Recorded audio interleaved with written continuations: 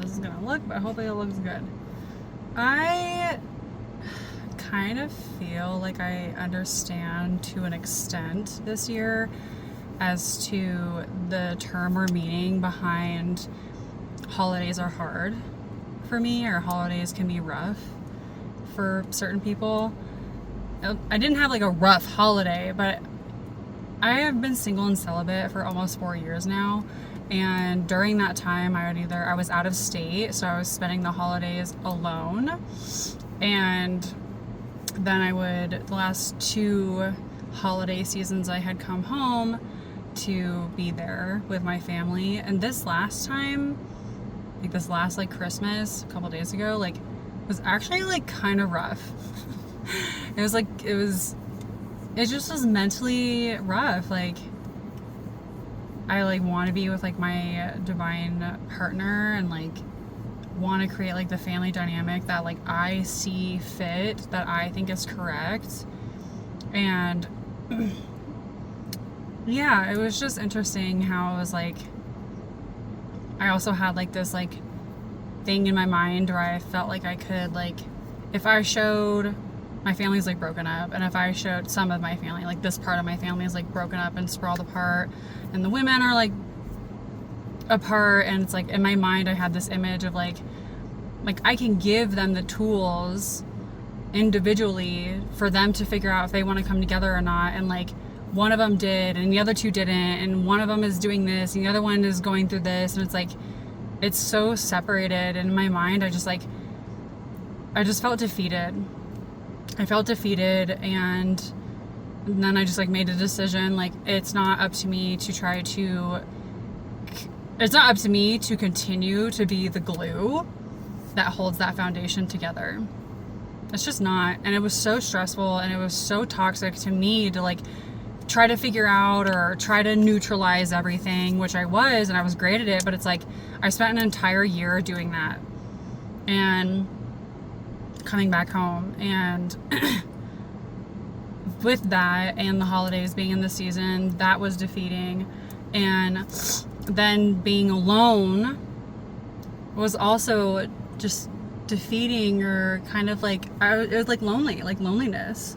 And I believe in true love. I know that there's my divine counterpart, and like I believe in the red string theory, like all this stuff, and like that's because I choose to do that. That's because I choose to see love and grace in relationships, and not just like romantic relationships, but like platonic relationships, like my relationship with God, like my relationship with like my family, even though they might be separated in various ways, like there's still grace and there's still love in that. And I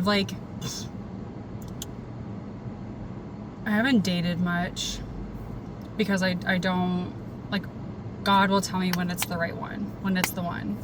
And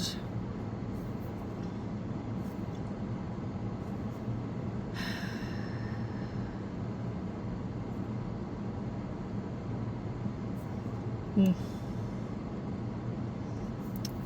I didn't think I was gonna get emotional, but I did. It's just been a lot. It's just been a lot this holiday season. I just wanted to put the message out there that you're not alone, that I think a lot of people are understanding why holidays can be rough for some people and great for others. And I think the dynamic of holidays and stuff needs to change. I think there needs to be more love, more incorporation of forgiveness, leading with love, leading with forgiveness, because you can forgive a person without them being present. And you can forgive them without saying I forgive you and them being present. There's an energetical boundary that you set with yourself, that you can still be in the same room as a person that hurt you, but not hate them, because it's your energetical boundary. It's your space. This is my time. This is my area. It's like hanging out with someone that like you like, but kind of like touches you too much. And I had this conversation with someone close to me, and she loved hanging out with this person, but the other person was very handsy, very touchy, and she's the complete opposite. She's like, I love hanging out with her, but like I can't do that for more than an hour and a half. And I was like, I get that, because I had to go through the same thing where I had to set energetical boundaries with myself to other people. Like people pleasing is a form of energetical boundaries set, and it can cause you to be in everyone else's reality but your own, which is isolating. That's why you feel, when you're around a bunch of people, you feel like you're still fucking alone. Excuse my language. You're still freaking alone. And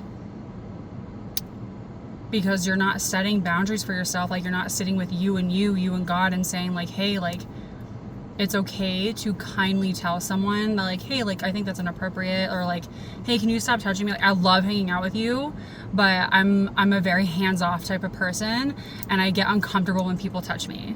There are certain ways you can say things, and it's honoring to yourself, but it's also honoring to the other party.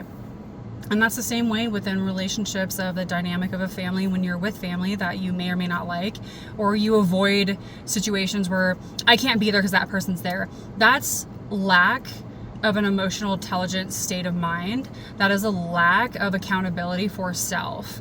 You're lacking in an area because you can't be around this person. Like, the thing is, and we've all started there, it's not judgment against anyone, this is just what happens, is we don't actually know how to find energetical boundaries between ourselves and the person who hurt us, or the person who talked crap about us, or the family member that treated us so poorly and pretended like it never happened. Like, the thing is psychologically, when we get older, we start to actually understand why they did what they did, and then we want to fight back on, like, but it still wasn't okay, so I'm still mad about it. So not only are you still traumatized from the situation that happened, but now you're mad about it because you realize what they did, and what they did was wrong, but now you know why they did it, but it still doesn't make it right. So it's like these layers are like piling up, and then it's just this overabundance of energy, emotion, and an attached feeling to those emotions, or an attached feeling or attached emotions to those feelings.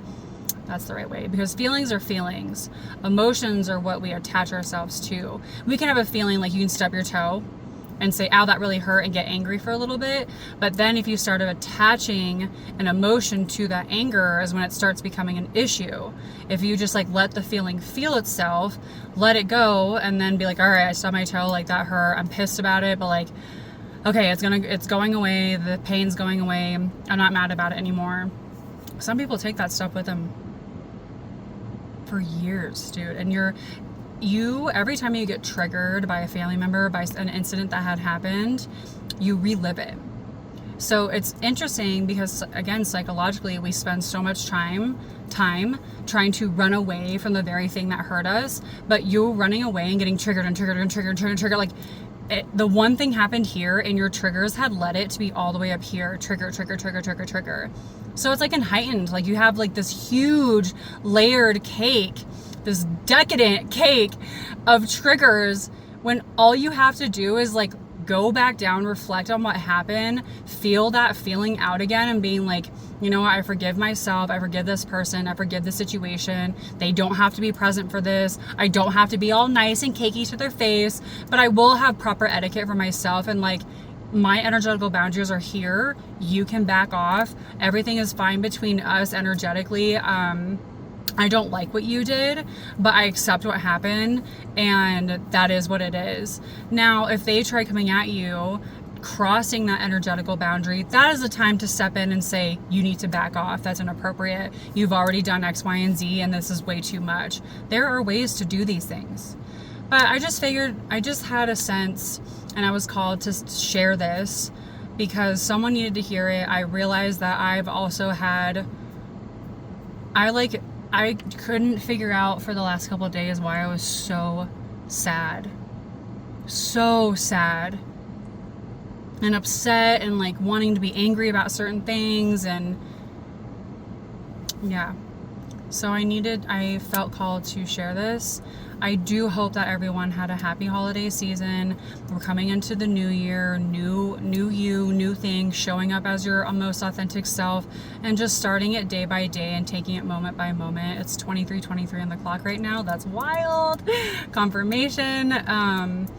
God loves you. I love you. And I hope this helps someone for this season of time, and any time at any space, wherever. I bless this. I know that God and my angels will put this out to the people who need to see it. So thank you so much for being here. Namaste. The God in me sees the God in you. And I hope you guys have a wonderful day and stay tuned for more. Bye-bye.